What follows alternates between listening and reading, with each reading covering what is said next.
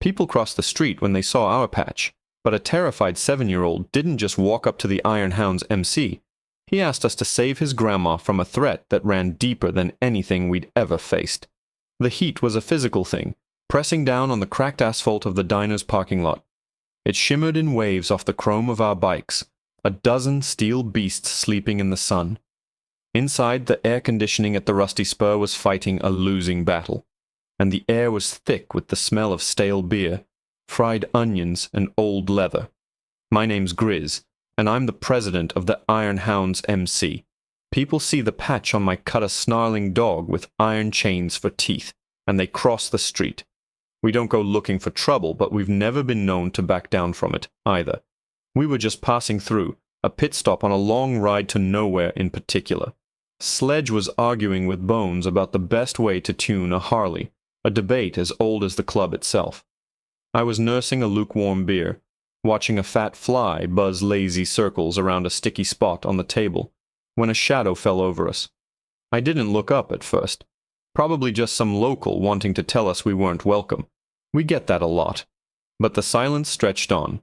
It was a different kind of silence, not hostile, but small. I finally lifted my eyes. Standing there, barely tall enough to see over the tabletop, was a little kid. A little black boy, no older than 7 or 8, wearing a torn Spider-Man t-shirt and shorts that were caked with dust. He was panting, his small chest heaving, and his eyes were wide and swimming with a terror so profound it silenced the entire table. Even Sledge, a man who could stare down a charging bull, looked uneasy.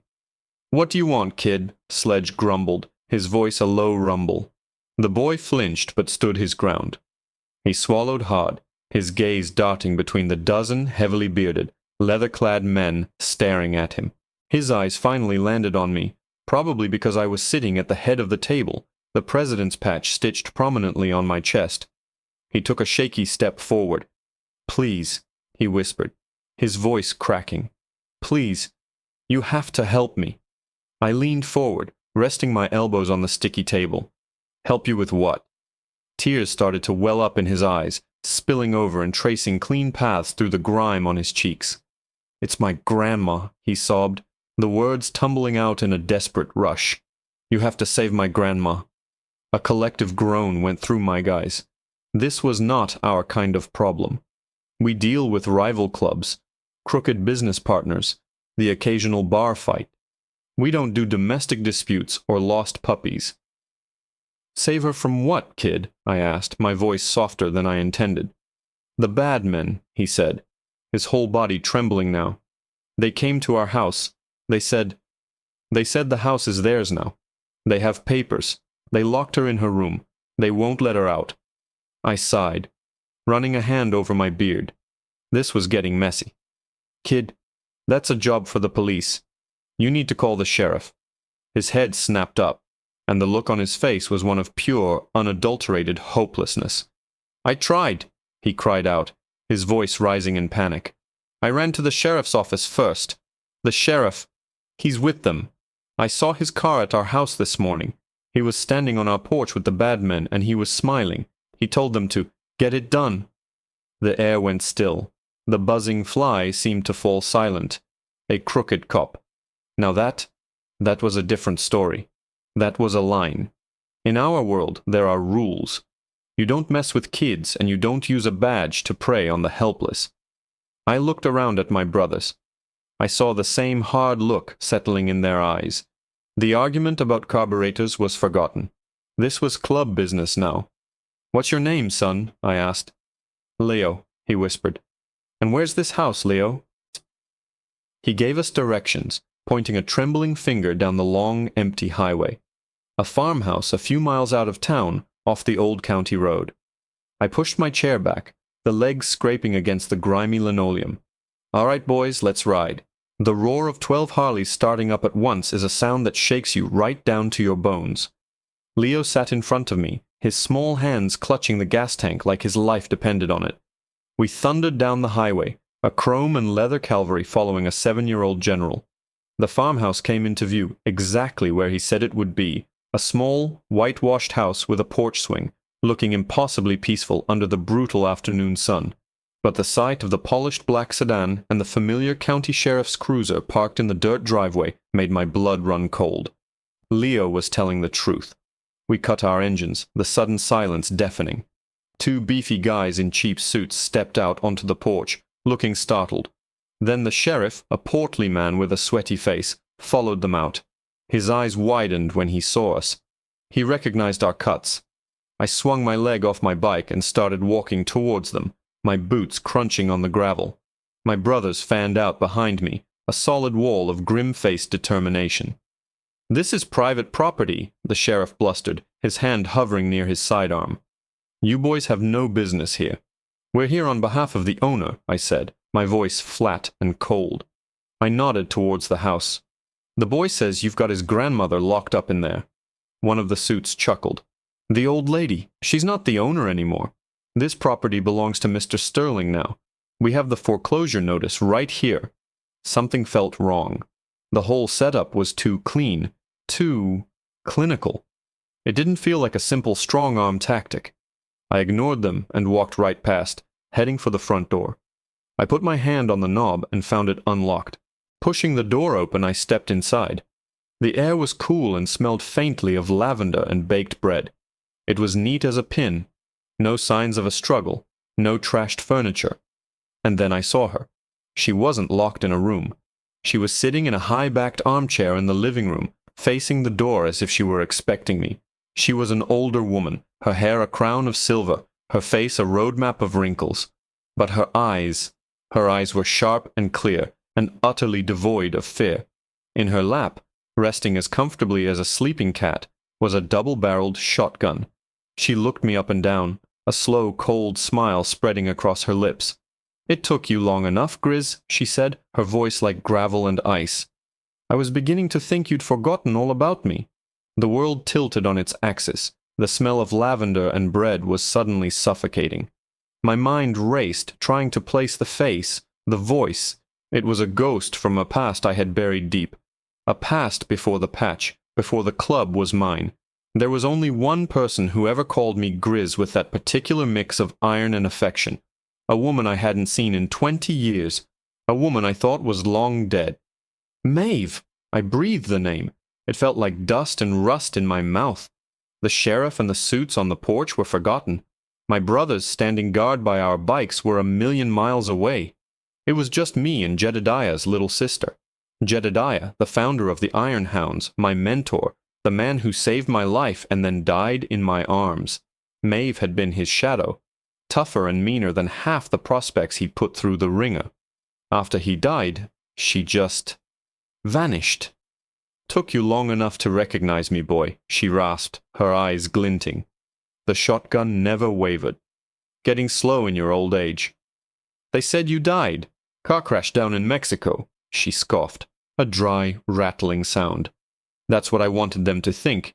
Easier to disappear when everyone thinks you're fertilizer. Now close that door. You're letting the flies in, and you're letting my air conditioning out."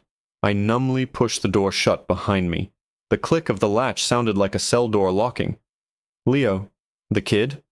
"My great-grandson," she said with a flicker of pride. "Smart boy. Knew he couldn't just call you. Knew you'd ignore a call from an old woman. But a terrified kid begging for his grandma? That's a story even a stone-hearted bastard like you can't ignore." I told him exactly what to say. The part about the crooked sheriff was even true, just not in the way he thought. My head was spinning. This wasn't a rescue. It was a summons. A calculated, manipulative, perfectly executed summons. I was a pawn on her chessboard, and I hadn't even known I was playing. "What is this, Maeve? What the hell is going on?" She finally lowered the shotgun, resting the butt on the floor beside her chair. "Those vultures out there," she said, nodding towards the porch. "They don't want this house. This land is worthless. They're here for what's inside it." She reached down beside her chair and pulled up a heavy, leather-bound book. It was old, the cover cracked and faded, held together with a thick leather strap. Jedediah's Ledger, the club's holy grail and its darkest secret. It held the truth of our founding, every deal, every debt, every secret handshake with every powerful person from here to the state capitol. It was the leverage Jed used to build our empire and the poison pill that could destroy it overnight. We all thought it had been buried with him. Sterling, I whispered, the name finally clicking into place. The suits had mentioned it. Marcus Sterling's boy? Maeve nodded slowly. His son, Damien. Seems he inherited his father's ambition and none of his sense. He's been buying up influence, starting with that pig-faced sheriff out there. He thinks this book is his birthright, his key to tearing down everything Jed built, starting with us. Oh, I turned and cracked the door open, just enough to see. Sledge caught my eye, his brow furrowed in question. I gave him a subtle hand signal, the one for trouble, weapons ready, come to me. In seconds, my brothers were off their bikes and moving silently towards the house, their faces grim masks. The sheriff saw them coming. A smug little smile played on his lips. He didn't seem scared. He seemed patient. He pulled out his phone. "You really think a dozen bikers can stop what's coming?" he called out to me, his voice dripping with condescending confidence. "Damien Sterling doesn't do things by halves. We weren't sent here to take the book. We were just sent to confirm it was here, and to keep you occupied." My guys were at the door now, filing into the small house, their presence making the room shrink. Bones and Sledge flanked me, their hands resting on the grips of the pistols holstered under their cuts. We outnumbered them 4-1.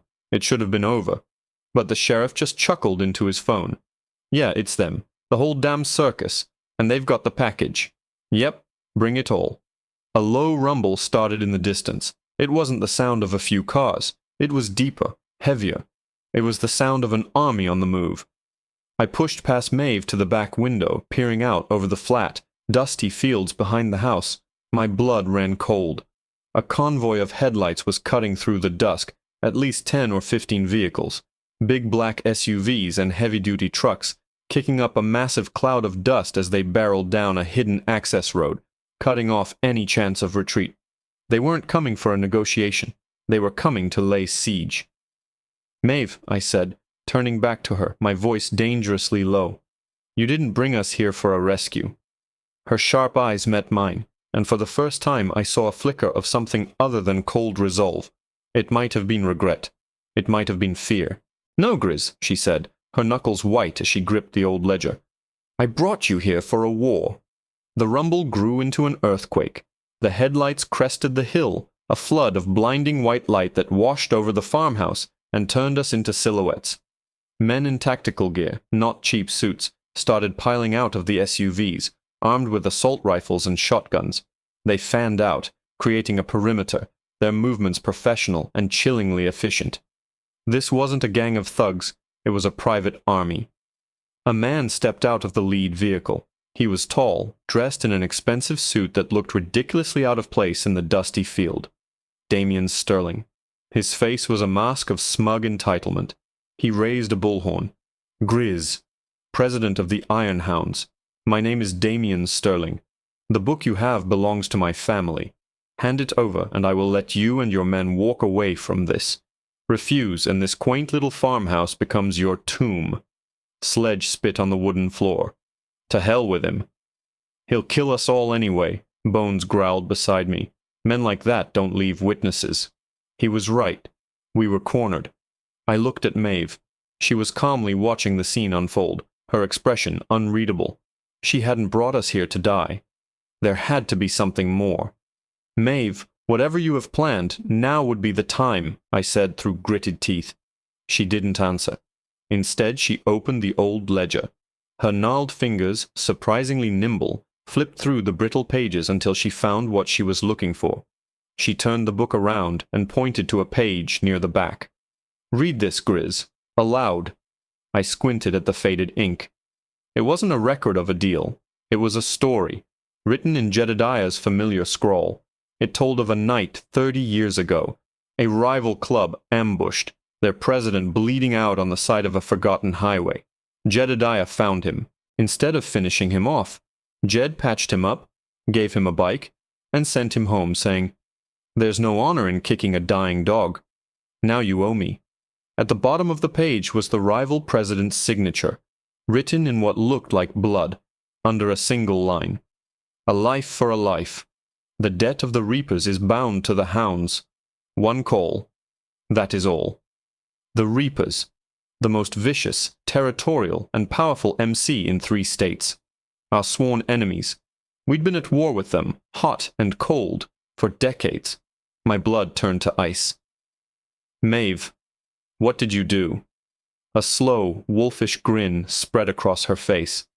An hour before I sent Leo to find you, I made a phone call to a man who has been waiting 30 years to pay a debt. I told him Sterling was making a move on Jedediah's legacy. I told him where the party would be. Sterling was getting impatient. "Last chance, hounds," he bellowed through the bullhorn. "Tell him to go to hell," Maeve shouted, her voice ringing with the fire of a woman half her age. That was all the signal Sterling needed. "Light them up," he screamed. The night erupted in a storm of gunfire. We hit the floor, wood splinters flying as bullets tore through the thin walls of the house. We returned fire, but we were outgunned and outnumbered 10-1. It was a slaughter. This was the end. And then I heard it. Over the cacophony of the assault rifles, a new sound began. A low, distant growl. It was a sound I knew as well as my own heartbeat. But it wasn't a dozen engines, it was 100. It was a rolling, thunderous roar that shook the very ground beneath us, a sound of pure, unadulterated menace. The gunfire from Sterling's men faltered. They had heard it too. Heads turned, searching the darkness beyond their floodlights.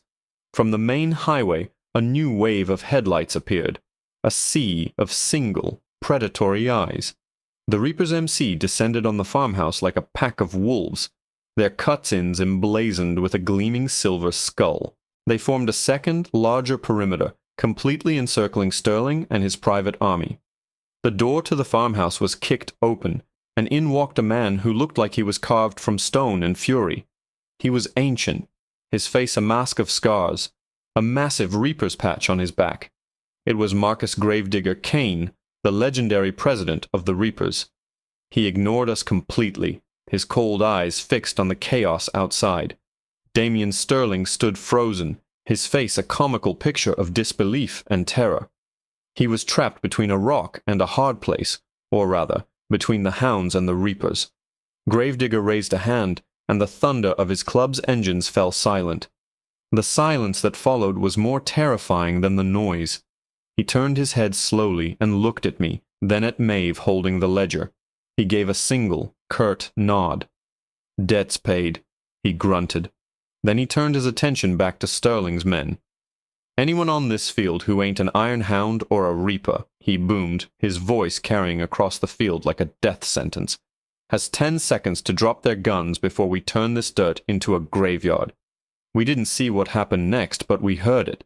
The clatter of dozens of rifles hitting the ground, the panicked shouts, the squealing tires of the crooked sheriff's cruiser as he fled into the night.